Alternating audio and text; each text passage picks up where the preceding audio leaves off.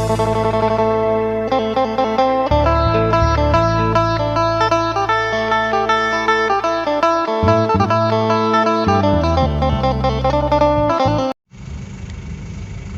นนี้เม่นแห่ที่แบบเอามาจากบ่อคำทองสีโปนเนาะเทียนเขาละน้อยไปขุดค้นอันนี้เม่นแห่ทองเลยแห่ทองสดๆเลยนี่นะของแท้เลยนี่นะแห่ทองซูมให้เบิ่งใกล้ๆเป็นแห่ทองแดง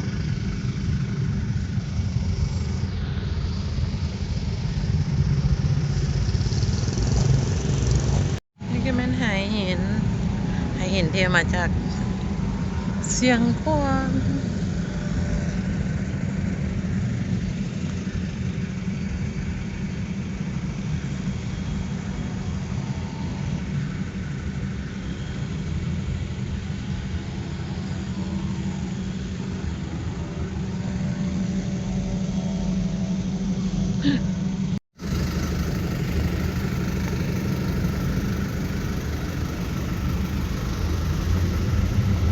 ไปดี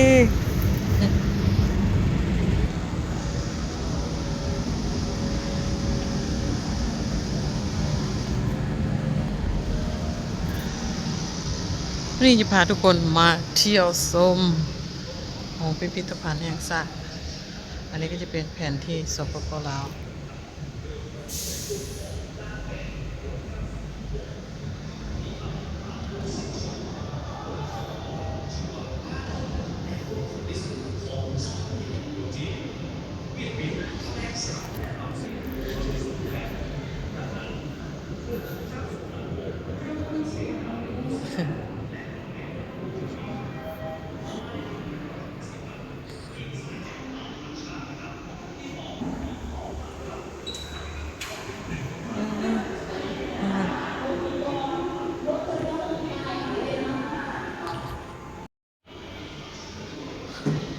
เข้าสู่ห้องวางแสดงชั้นหนึ่ง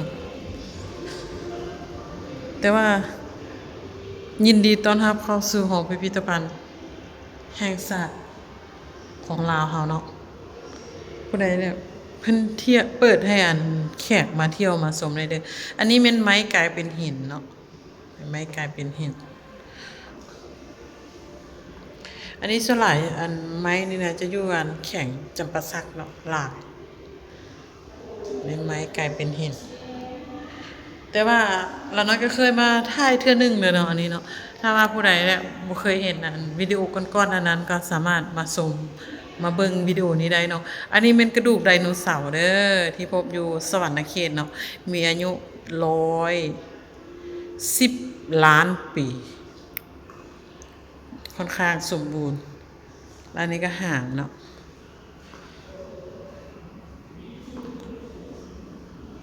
บ่อยากจะเชื่อว่ามีอายุ110 ล้านปีก่อนหน้านั้นยังสามารถหลงเหลือให้เราเห็นได้ไดโนเสาร์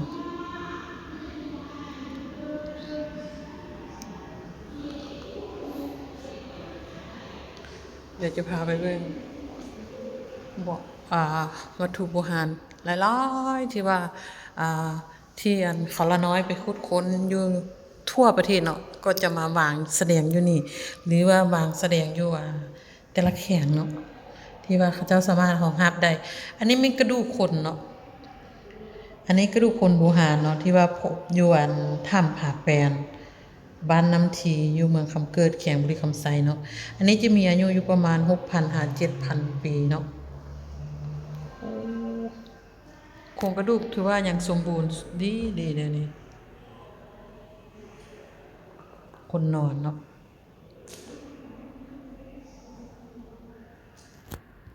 นอกนี้ยังพบเครื่องมือหินเนาะอันนี้เป็นเครื่องมือหินเด้อนี่จะเป็นขวานหินเครื่องมือหินที่มีอายุประมาณ4,000 หา 8,000 ปีก่อนคศเนาะอันนี้คือกันเห็นบ่เครื่องมืออุปกรณ์มันจะมีหลายชนิดเลยแล้วก็จะเป็นขวานเนาะบางอันก็จะเป็นแบบเสียมเนี่ยพวกนี้เป็นยักษ์คล้ายๆมีดหน่อยนึงเนาะอันนี้อันใหญ่เห็นบ่อันใหญ่ ก็จะเป็นหอกเป็นลากเครื่องมือของคนโบราณเมื่อก่อนนะที่ว่าเขาเจ้าเฮ็ดเกี่ยวกับการดำรงชีวิตของเขาเจ้าเนาะอันนี้พบอยู่ภาคเหนือของสปปลาวเนาะอยู่อันแถวแคมป์น้ำของอันนี้ก็จะเป็นอ่เครื่องมือหินคือกันเนาะอันนี้จะเป็นแบบเขาจะเอิ้นว่าเป็นหยังวะปอกแขนเนาะเป็นปอกแขนหรือว่าเป็นอาวุธอันนึงคือการแบบใช้ล่าสัตว์อันนี้คือกันเนาะสลายพบอยู่บริเวณแถวภาคเหนือของสปปลาวโอเคเดี๋ยวพามาเบิ่งนี่อันนี้จะเป็นกระดูกคนเนาะกระดูกคนของกระโหลกของคนโบราณ45,000 ปี63,000 ปีเนาะอันนี้อยู่ถ้ำผาหลิงเด้ออยู่แข่งหัวพันเนาะที่ว่าแต่ละปีโครงการก็ยังไปสืบต่อขุดค้นอยู่อันนี้เนาะยังสมบูรณ์สุดอยู่มีแขวอยู่จะพาเบิ่งอันนี้จะเป็นเครื่องปั้นดินเผาแล้วอันนี้เนาะเครื่องปั้นดินเผาที่พบอยู่แข่งวิงจันทน์เนาะอันนี้เนาะเมืองทุรคมอันนี้จะคล้ายๆแบบหลายคือบ้านเสียงเลยตัวนี้ผู้ใดที่แบบเป็น FC ฝั่งไทยหรือเป็นคนไทยเนาะจะรู้ว่าลายของบ้านเสียงเป็นจังไดเนาะนี่พยักคือกันแบบเครื่องปั้นดินเผาแบบบ้านเสียงเลยอันนี้จะเป็นลายแบบเดียวกันเลยก็อาจจะเปลี่ยนไปได้เนาะว่าการแลกเปลี่ยนวัฒนธรรมหรือว่าการไปมาหาสู่กันเป็นบ้านพี่เมืองน้องกันสมัยก่อนเนาะแล้วก็อาจเป็นการแลกเปลี่ยนสินค้าหรือแลกเปลี่ยนวัฒนธรรมอันนี้ก็เป็นลูกปัดเนาะลูกปัดลูกปัดหินลูกปัดดินเผาอันนี้จะเป็นแหวนเนาะแล้วก็เป็นสายคอเป็นแหวนใหญ่ๆมือผู้ใดใหญ่ปานนี้ อันนี้ก็จะเป็นคองบ้างเนาะอันนี้จะเป็นแฮกเกอร์3อันนี้นะคองบ้างเครื่องที่คนพบอยู่เขตสัมปทานบ่อคำสีปูนนี่ก้อนทองอันนี้เขาละน้อยไปขุดค้นเนาะอันนี้คือการแผ่นทองเนาะผู้ใดที่แบบเคยติดตามหรือว่านั้นอาจจะเห็นเนาะเมื่อก่อนละน้อยก็เคยเอาลงอันก็จะเป็นเบ้าหลอมก็คือแบบเอาไว้ต้มแห่ทองเนาะเอาไว้ต้มแห่ทองแดงคือละน้อยทายก้อนนั้นเนาะแห่ทองแดงให้เป็นก้อนแบบนี้เนาะแห่สุดแล้วมาเป็นก้อนแบบนี้หลังจากเป็นก้อนต้มใส่หม้อนี้ต้มแล้วมาเป็นก้อนแบบนี้แล้วมาเป็นแท่งเนาะเป็นแท่งประเภทแบบนี้แหละเป็นแท่งประเภทนี้เป็นประเภทก้อนทองเป็นพยางหลังจากเป็นแท่งแล้วเขาก็มาผลิตเป็นเครื่องใช้ของสอยใช้ชีวิตประจำวันได้เลยเนาะหลังจากแท่งนี้อันนี้จะเป็นแม่พิมพ์เนาะ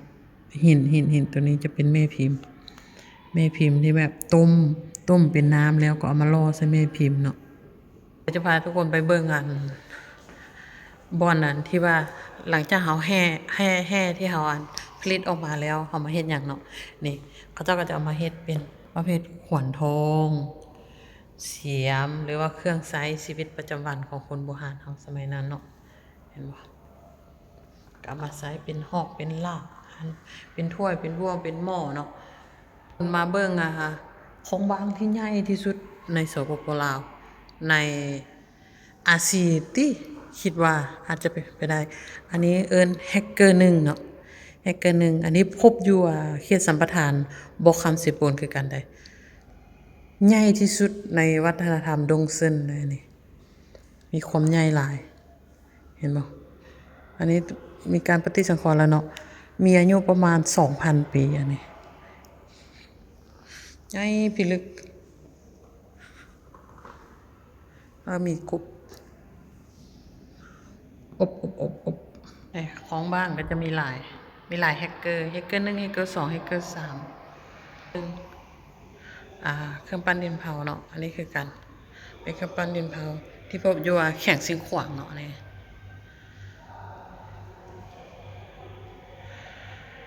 อันนี้ก็จะเป็นหินควัด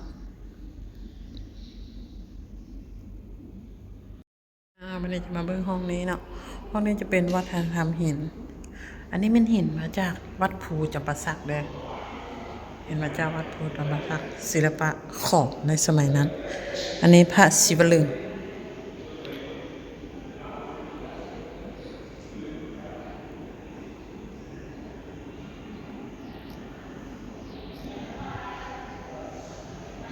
นี่ลิงค่ะ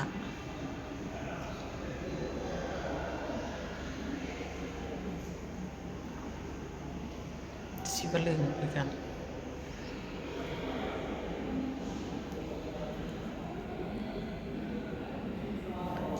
มาฮอนนี้ก็จบเอาเพียงเท่านี้เนาะขอบใจที่ติดตามรับชมแล้วก็เป็นกำลังใจให้ตลอดมาเด้อเดี๋ยวอีพีหน้าจะพาขึ้นไปเบิ่งสันถึงเนาะถ้าติดตามอีพีต่อไปเด้อขอบใจหลายๆ